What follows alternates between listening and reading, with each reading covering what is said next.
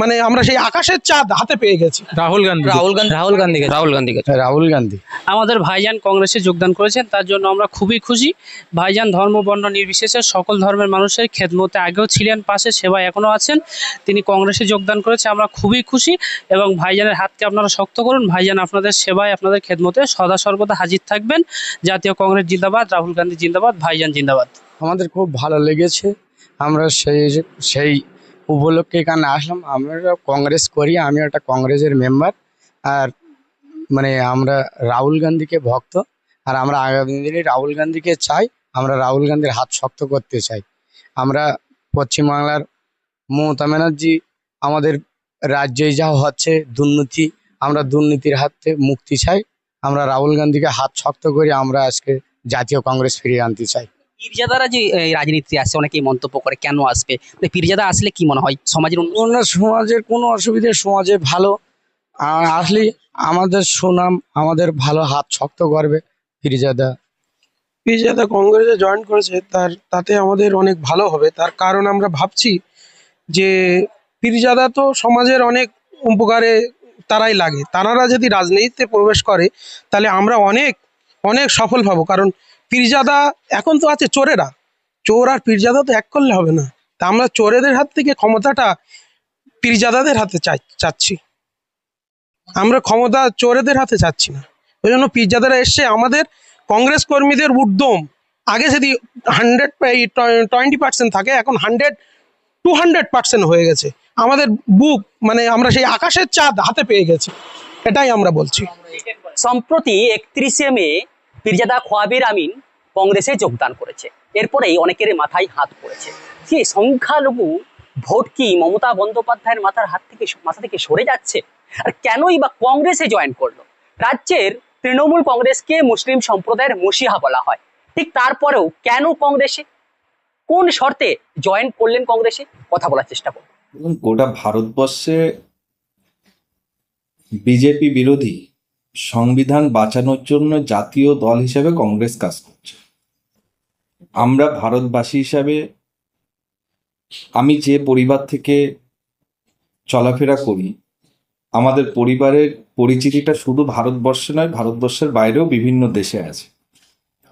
তো ভারতবর্ষের সংবিধান বাঁচানোর লড়াইয়ের জন্য বর্তমান পরিস্থিতিতে একমাত্র কংগ্রেসই দেশে নেতা রাহুল গান্ধী, তিনি প্রচেষ্টা করছে এবং মানুষ তার ডাকে সাড়া দিচ্ছে এবং তিনি প্রকৃত অসহায় দারিদ্র মানুষের পাশে ছুটে যাচ্ছেন।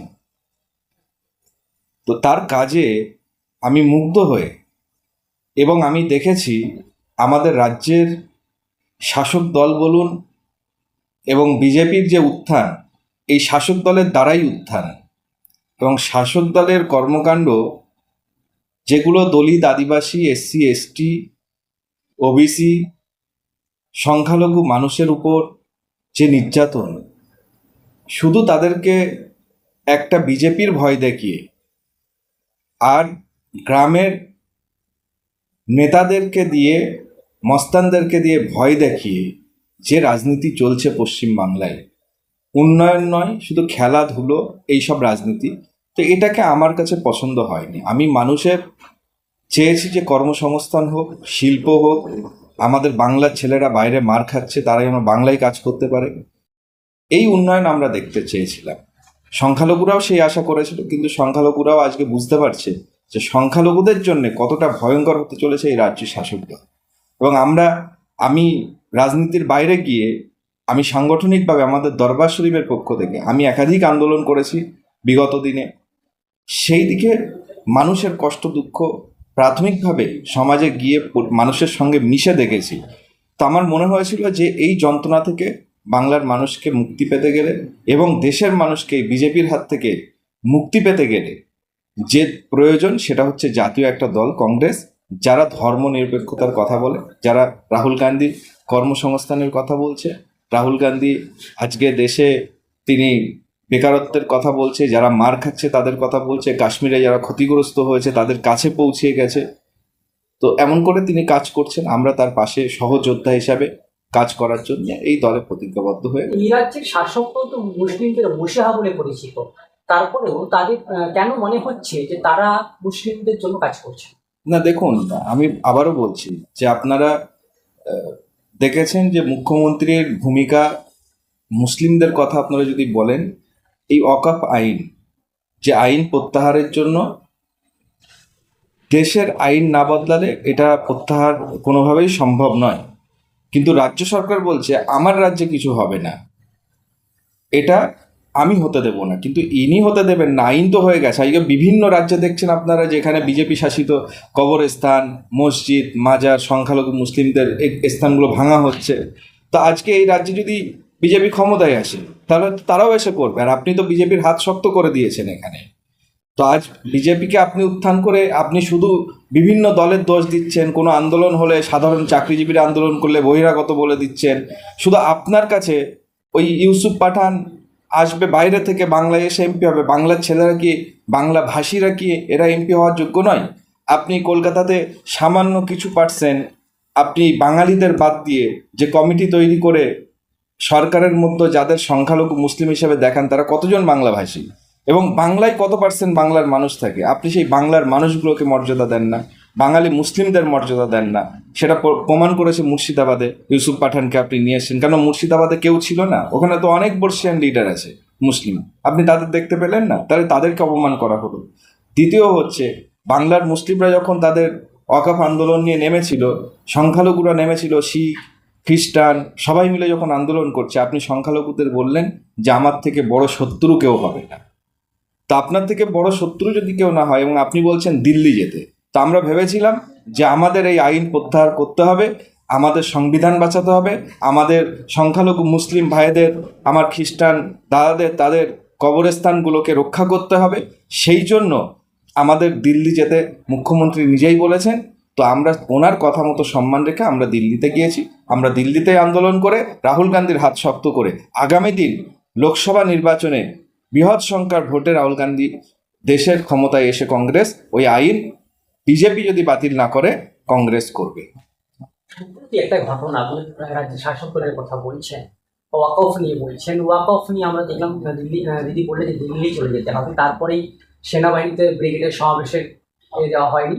তারপর হঠাৎ রেড রোডে নামাজের জন্য সেনাবাহিনী না করে দিয়েছিল, মুখ্যমন্ত্রীর হস্তক্ষেপেই আবার রেড রোডে নামাজ হবে। দেখুন, এই সাজানো নাটক মনে করি এগুলো আমি। তার কারণ হচ্ছে, একটা রাজ্যের যত ভূমি থাকুক, সে কেন্দ্র সরকার ব্যবহার করুক এবং রাজ্য সরকারের কাছে থাকুক বা সাধারণ মানুষের কাছে থাকুক, ভূমি মন্ত্রীর দায়িত্ব থাকে সেই রাজ্যে। দীর্ঘদিন একটা সেলিব্রেশন যেখানে হয়, সেখানে সর্বধর্মের সেলিব্রেশন হয়, সেখানে পুজোর সময় কার্নিভাল হয়। এখন আপনারা অপেক্ষা করুন, পুজোর কার্নিভালকে সেনারা বন্ধ করবে? আমার মনে হয় না। এবং আমি মনে করি এই নামাজটা বন্ধ করা এখানে হচ্ছে একটা এই ধর্মের ব্যাপারটাকে আবেগ দেখানো হলো, যে পারমিশন দেওয়া হচ্ছে না। আবার পরবর্তীতে রাজ্য সরকার মুসলিমদের জন্য বিশাল একটা কাজ করেছে। ওই আপনারা রেড রোডে নামাজ পড়ে খুশি থাকুন, আপনাদের সমাজের কোনো এই হিন্দু মুসলিম এই নিয়ে আপনারা ভেবে থাকুন রাজনৈতিক দলগুলোকে। আমরা চাই যেখানে ধর্ম বাদ দিয়ে সর্বধর্মের মানুষ এবং এসসি এসটি দলিত আদিবাসী সংখ্যালঘু তাদেরকে নিয়ে কংগ্রেস আগামী দিন মানুষের কাজ করবে। আগামী দিন এই সমাজের এই সমস্ত মানুষের বেকারত্ব দূর হবে, এখানে শিল্প হবে, এখানে শিক্ষার উন্নয়ন হবে। কেননা এখানে বাংলায় দীর্ঘদিন ধরে মানুষ জানে যে এখানে শিক্ষামন্ত্রী জেলে, এখানে খাদ্যমন্ত্রী জেলে যায়, এখানে সবাই জেলে ঢুকছে। অতএব মানুষ বুঝে গেছে তাদের দুর্নীতি এবং মানুষ আর এই অত্যাচার সহ্য করতে পারছে না। যে কারণে আমি মনে করি আগামী দিন মানুষ এই কংগ্রেসকে যোগ দিয়ে, এবং আমি বলবো আপনারা ভোটের স্বার্থে, আমি আপনাদের বলবো না যে আপনারা কংগ্রেসকে ভোট দিন, আমি এই কথা আপনাদেরকে প্রথমে বলবো না। আমি বলবো আপনাদের থেকে আপনার পরিবারের আগামী ভবিষ্যৎ, আপনার সন্তানের দিকে তাকিয়ে 2 টাকার চাল ভুলে যান। আপনার সন্তানের দিকে তাকিয়ে লক্ষ্মী ভাণ্ডার, আমার মা বোনেদের বলবো পাচ্ছেন, এটা আপনাদের অধিকার। যদি আমরা সরকারে আসি আমরাও দেব। তো আমরা সেই কথা বলছি যে আপনারা আপনাদের সন্তানের আগামী ভবিষ্যৎ ভাবুন।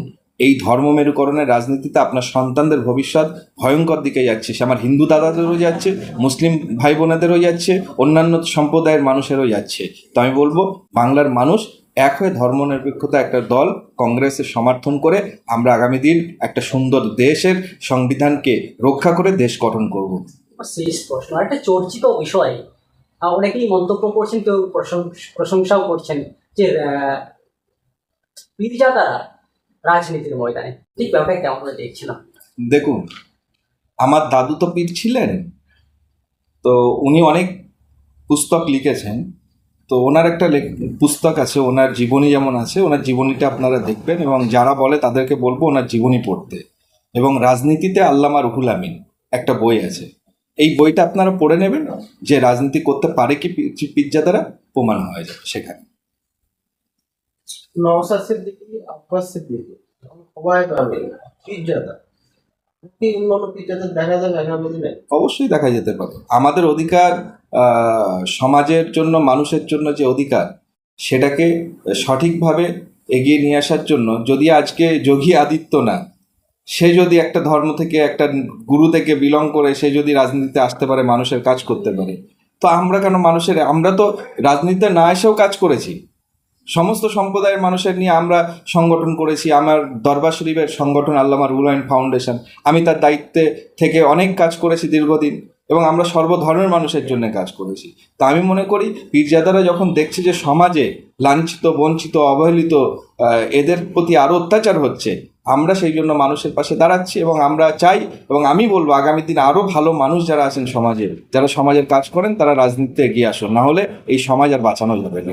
ধর্মগুলোরা রাজনীতি করতে পারবে না, এই যে কনসেপ্টটা তৈরি করা হয়েছে, সেটা কি ভাঙতে চলেছে? কে বলেছিল এটা? আমার তো জানা নেই যে কেউ বলেছে। যদি বলে থাকে তাকে একটু পড়াশুনো করতে হবে, জানতে হবে যে ধর্মগুরুরা রাজনীতি করেছে কি, এটা ইতিহাস বলছে। কারণ আমরা ইতিহাস থেকে যারা যদি যে দিক দিয়েই বলুক, এটা ইতিহাস বলছে সমাজ ব্যবস্থা ধর্মগুরুরাই পরিচালনা করেছে একটা সময়। রাজ্য সেইভাবে হেভিওয়েট কোনো নেতা নেই কংগ্রেসের, বা কোনো সংগঠন মিশ্র স্তরে নেই। সেই কি 2026-এ কি ফাইট করা যাবে, কি মনে হচ্ছে? দেখুন, আমি আপনাদের মনে করিয়ে দিই, বামফ্রন্টের শেষ সময় মানুষ বলেছিল বামফ্রন্ট আবার ক্ষমতায় আসে, এত ঝান্ডা উড়েছিল।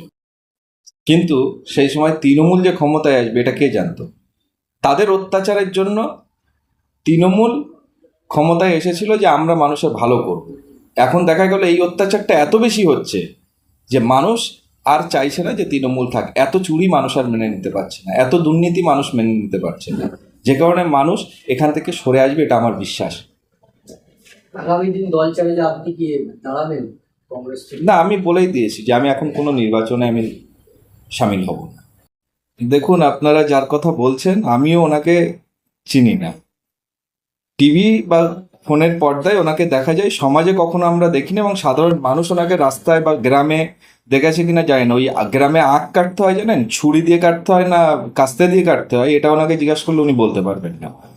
তো ওনাকে যারা চেনে, আমি শুনেছি ওনার যখন নামটা বলে, ওই কুণাল ঘোষ বলার আগে ভদ্রলোকের নামের আগে দুটো অক্ষর লাগায় সবাই। তো উনি কতটা চেনেন না চেনেন আমার সেটা জানার নেই, কিন্তু আমি একটা কথা বলি, ওনারা তো সংখ্যালঘুদের কথা বলে। আজকে বাংলা সংখ্যালঘু মুসলিমদের নিয়ে তারা রাজনীতি করে।